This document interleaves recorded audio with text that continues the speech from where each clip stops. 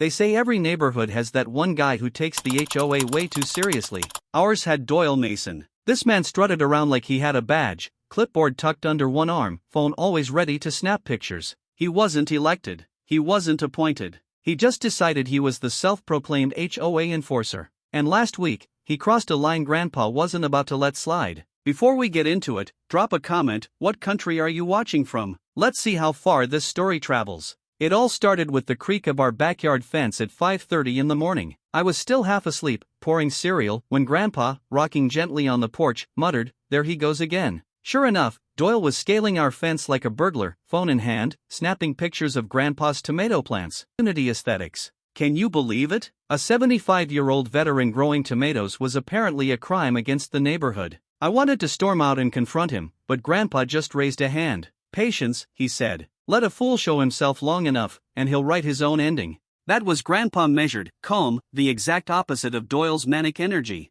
This wasn't the first time Doyle trespassed. Twice before, we'd caught him snooping near our shed, once even rattling the door like he expected to find contraband. Grandpa reported him to the HOA board, but the president, Linda Clay, just smiled and waved it off. "Oh, Doyle's just enthusiastic. He cares about the neighborhood." Enthusiastic. The man was breaking state trespassing law under NC General Stat 14-159.13, but the HOA hid behind technicalities, calling it internal enforcement. Grandpa wasn't having it. He called the sheriff's office. They sympathized but explained the gray area. Unless we caught Doyle in the act and pressed charges immediately, it was our word against his.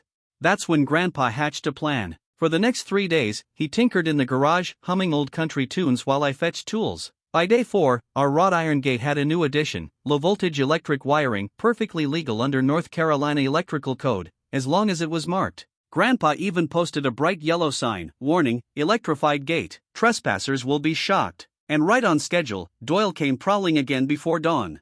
Grandpa sat on the porch, sipping black coffee, while I crouched by the window, heart pounding. Doyle climbed the fence, boots crunching gravel, muttering something about violations. The moment his gloved hand touched the gate, snap. A jolt sent him yelping like a startled dog. He stumbled, arms flailing, landed in the dirt, then scrambled to his feet, limping toward the street. Grandpa didn't move, just leaned back, eyes glinting. That, he said softly, was the sound of justice. The whole street was buzzing. Doyle Mason, limping down Maple Court, had become the day's entertainment. Neighbors whispered from driveways, stifling laughter as the self-appointed HOA patrol tried to spin the story. He told anyone who'd listen that Grandpa had installed illegal traps on his property. Most folks, though, knew the truth. Everyone had seen Doyle's antics, snooping in yards, measuring grass with a ruler, even peeking through curtains at night. The man was a menace. And for once, he'd finally gotten a taste of his own medicine.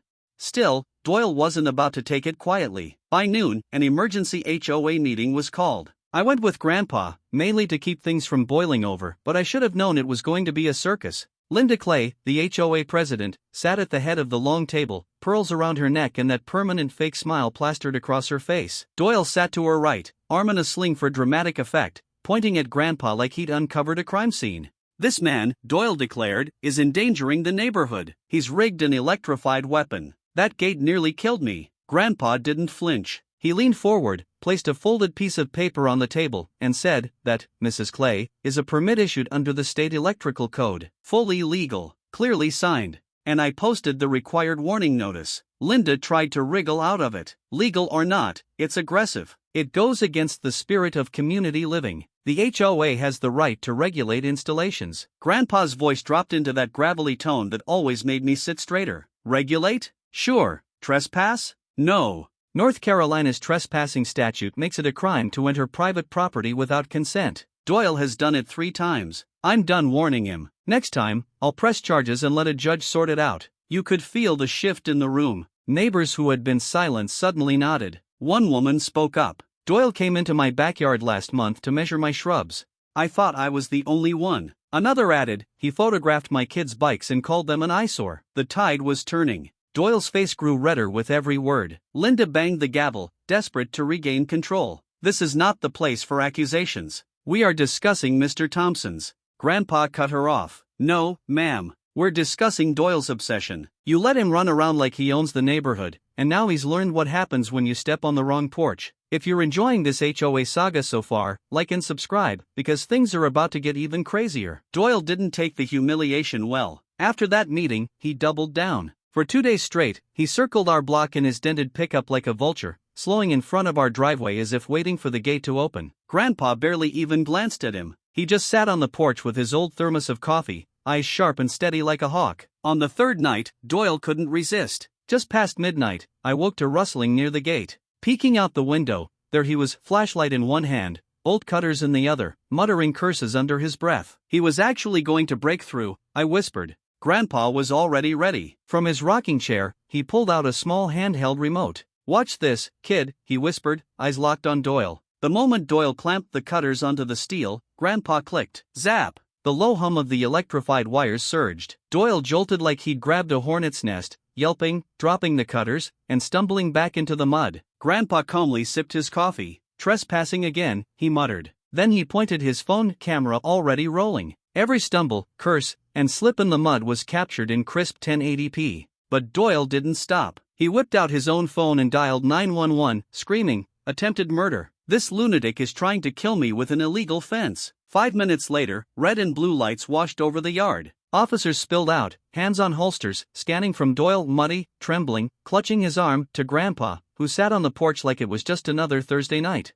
"Sir," one officer asked Grandpa, "is there an active electrical device on that gate?" "Yes," Grandpa replied evenly. "Registered, permitted, posted with warnings, and recorded." He slid the laminated permit across the table without even standing. Then he handed over his phone, video still playing. The officers watched Doyle climb, cut, and fry himself in full HD. One officer looked up, deadpan. "So, you trespassed?" "No, I was conducting an inspection for the HOA," Doyle sputtered. "Inspection?" The officer raised an eyebrow. "At midnight, with bolt cutters?" The law couldn't have been clearer. Under state code, Doyle was guilty of criminal trespassing, vandalism, attempted theft, and that 911 call? False report. The officers cuffed him right there, in front of the glowing gate. Doyle shouted about conspiracies, about Grandpa being a danger, but nobody listened. Neighbors had gathered, and for the first time, they weren't whispering, they were clapping. Grandpa leaned back, nodded at me, and said, "Sometimes, son, justice just needs a little electricity." Meanwhile, Doyle sat in the back of the cruiser, drenched in sweat, reputation in shreds, HOA badge confiscated. The gate he thought he could conquer had turned into the very thing that destroyed him. Because when you mess with a man like Grandpa, you don't just lose the fight, you light the fuse for your whole HOA to come crashing down.